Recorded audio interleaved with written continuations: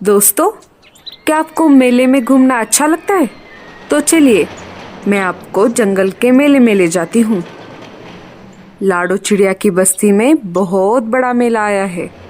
सारे पशु पक्षी मेले का बहुत मजा ले रहे हैं। ऐसे ही हमारी लाडो अपने बच्चे टीलू को मेला दिखाने लेकर आई है। अब देखते हैं आगे क्या होता है। मेरे बच्चे, हमारे बस्ती में मेला आया है। माँ, ये मेला क्या होता है? बेटा, मेला बहुत मज़ेदार होता है। यहाँ बहुत सारे पशु पक्षी अपना खेल दिखाते हैं। माँ, मुझे भी देखना है मेला। मुझे भी आना है। हाँ हाँ, हम आ भी जाएंगे। इतना बोलकर लाडो अपने बेटे को पीठ पर बिठाकर मेले की तरफ निकल पड़ती है। कुछ देर मेला घूमने के बाद टीलू की नजर झूले पर पड़ जाती है। माँ, ये क्या है? ये झूला है बेटा।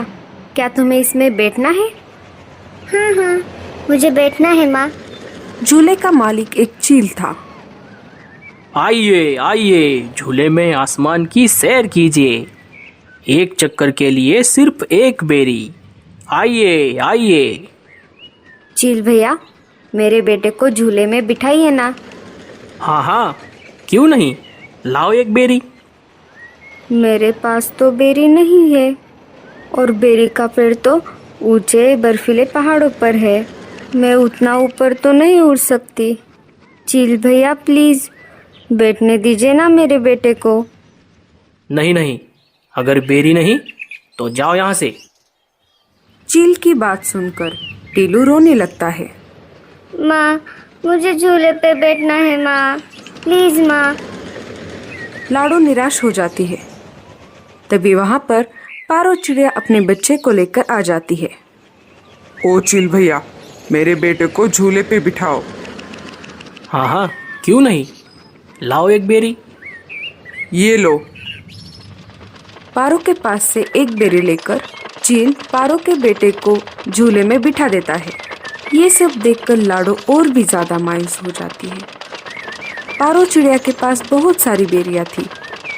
लाडो पारो से कहती है, अरे बहन, क्या तुम मुझे एक बेरी उधार दे सकती हो?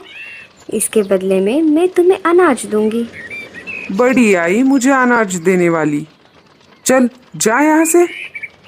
दे दो ना बहन, मेरा टीलू झूले में बैठने की जिद कर रहा है। दे दो ना प्लीज। मैं नहीं दूंगी। मुझे ये बेरिया मेरे दोस्त ईगल ने लाके दी है। अगर तुम्हें अपने बेटे की जिद पूरी करनी है तो उड़कर जाओ पहाड़ों के बर्फीले टीले पर और तोड़ कर लाओ बहुत सारी बेरिया। लाडो नाराज हो जाती है और टीलू को लेकर घर वापस आ जाती है। टीलू का रोना बंद ही नहीं हो रहा था। माँ, मुझे झूले में बैठना है। तुम जाओ ना, बेरी लेकर आओ ना माँ। टीलू, बेरी का पेड़ बहुत ऊपर है। मैं वहां तक नहीं उड़ सकती बेटा। मुझे माफ कर दो। इसके बदले तुम जो चाहो मैं तुम्हें दूंगी। टीलू लाडो की एक नहीं सुनता और ज्यादा रोने लगता है। रोते रोते टीलू वहीं पर सो जाता है। अब मैं क्या करूं? कैसे लाऊं बेरिया? लाडो सोचने लगती है और बर्फीले पहाड़ों पर जाने की ठान लेती है। जब तक टीलू सो रहा है, मैं जाकर बेरिया तोड़ लाती हूँ। मेरे बेटे के लिए मुझे ये करना ही पड़ेगा। मैं इसे ऐसे रोते हुए नहीं देख सकती। लाडो चुपके से घोंसले से बाहर आ जाती है और बाहर से दरवाजा बंद कर लेती है। जब तक टीलू सो रहा है तब तक मैं जाकर आती हूँ। लाडो पहाड़ों की तरफ निकल पड़ती है। जैसे जैसे लाडो ऊपर जा रही थी, उसका दम घुटने लगा था। जैसे तैसे लाडो बर्फीले पहाड़ों पर पहुंच जाती है। लाडो इतना ऊपर उड़कर कभी भी नहीं आई थी, इसीलिए उसका दम अब घुटने लगा था। लाडो की सांसें अब फूलने लगी और लाडो वहीं पर बेहोश होकर नीचे गिर गई। कालू कौवा लाडो से मिलने लाडो के घोंसले के पास आ जाता है और घर का दरवाजा बाहर से बंद देखता है। अरे, ये दरवाजा तो बाहर से बंद दिख रहा है। कालू वापस मुड़ने ही वाला था, तभी उसे टीलू के रोने की आवाज आ गई। माँ, माँ तुम कहाँ हो माँ? माँ तुम कहाँ चली गई माँ? अरे, ये तो टीलू की आवाज लग रही है। मुझे अंदर चलकर देखना होगा। कालू दरवाजा खोलकर अंदर चला जाता है। देखता है तो लाडो अंदर नहीं होती। वो अनाज लेने मेरे साथ आने वाली थी। शाम हो गई, अभी तक नहीं आई, इसलिए मैं चला आया। कालू मामा, पता नहीं माँ कहाँ चली गई। हमारे जंगल में मेला आया है ना, आज माँ मुझे वहाँ पर लेकर गई थी, लेकिन मैंने वहाँ पर झूले में बैठने की जिद की, लेकिन झूले का मालिक एक चक्कर के बदले एक बेरी मांग रहा था। माँ के पास तो बेरी नहीं थी। फिर मैं बहुत रोने लगा। माँ मुझे घर लेकर आई और मैं रोते रोते वहीं पर सो गया। मुझे लगता है माँ मुझसे नाराज़ हो गई। कालू मामा, मेरी माँ को ढूंढ के लेकर आइए ना। मुझे माँ की बहुत याद आ रही है। माँ, माँ कहाँ हो माँ? अरे अरे टीलू, तुम रो मत, तुम चिंता मत करो। मैं अभी जाकर देखता हूँ तुम्हारी माँ कहाँ गई है। कालू कौवा घोंसले से उड़ जाता है और आसपास के पक्षियों से पूछताछ करने लगता है, और वो एक एक करके सारे घर में पूछ रहा था, पर किसी ने भी लाडो को नहीं देखा था। कालू अब बहुत चिंतित हो गया। उसे समझ नहीं आ रहा था कि वो लाडो को कहाँ पर ढूंढे।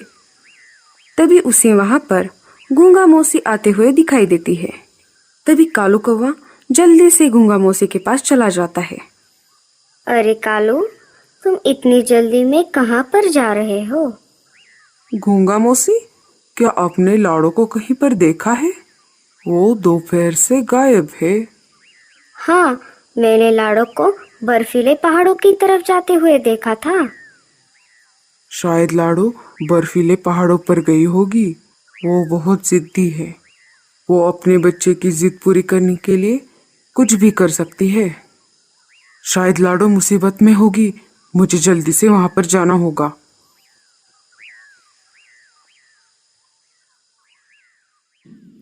कालू कौवा जल्दी से बर्फीले पहाड़ों पर निकल पड़ता है।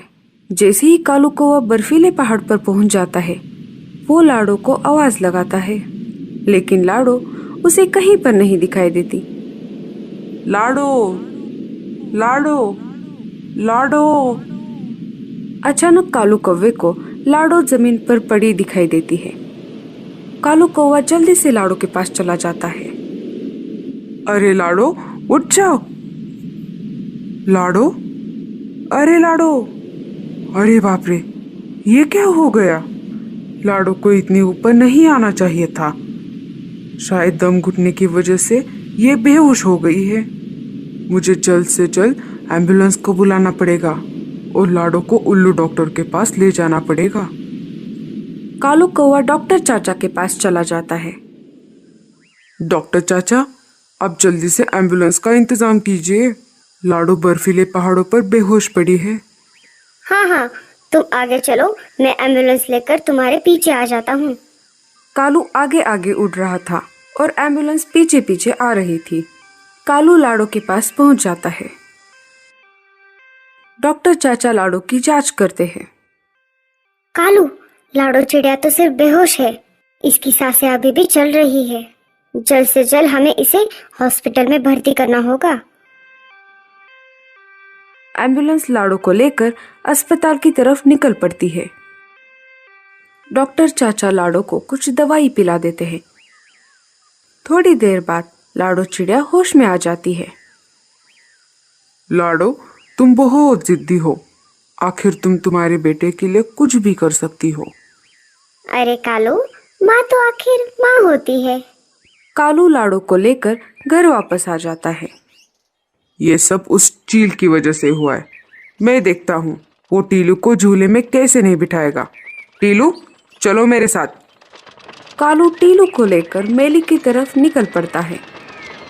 कालू मामा, आप मुझे मेले में क्यों लेकर जा रहे हो? टीलू बेटा, तुम्हारे लिए एक सरप्राइज है। कालू टीलू को लेकर मेले में आ जाता है। चील भैया, मेरे भांजे को झूले में बिठाओ। हाँ हाँ, क्यों नहीं, लाओ एक बेरी।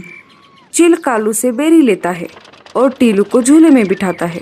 तब तक लाडो वहाँ पर आ जाती है। टीलू को झूले में बैठता हुआ देखकर लाडो बहुत ज्यादा खुश हो जाती है। लाडो कालू के पास चली जाती है। कालू भैया, ये कैसे हो गया? अरे लाडो, ये कितना आसान था। जब मैंने तुम्हें एम्बुलेंस में बिठाया, वापस आते समय मैंने 4-5 बेरियां तोड़ ली। मुझे तुम्हारे चेहरे पे खुशी देखनी थी। कालू भैया, आपका बहुत ज़्यादा शुक्रिया। आपने मेरे टीलू बेटे के लिए इतना कुछ किया और मेरी जान भी बचाई। हाँ हाँ, बस कर पगली, अब रुलाएगी क्या? हमें इस कहानी से ये सीख मिलती है कि माँ अपने बच्चों के लिए कुछ भी कर सकती है, तो इसलिए हमें अपनी माँ का ख्याल रखना चाहिए। और माँ तो आखिर माँ ही होती है। और आप अपनी माँ से कितना प्यार करते हैं, हमें कमेंट्स में ज़रूर बताना।